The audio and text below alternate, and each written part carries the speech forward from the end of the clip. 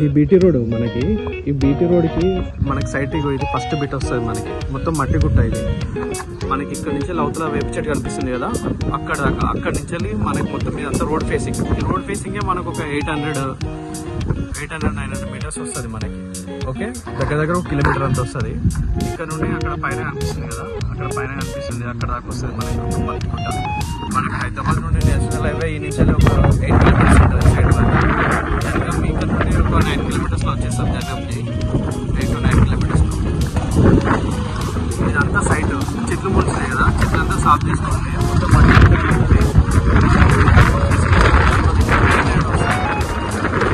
Side మనకి ఇదంతా road facing కదా. మనకి సైడ్ 30 ఎకరాలు. ఆ పక్కన కూడా మనకి దొరుకుతుంది.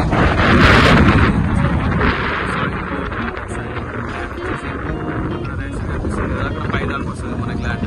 మనకి ఇదంతా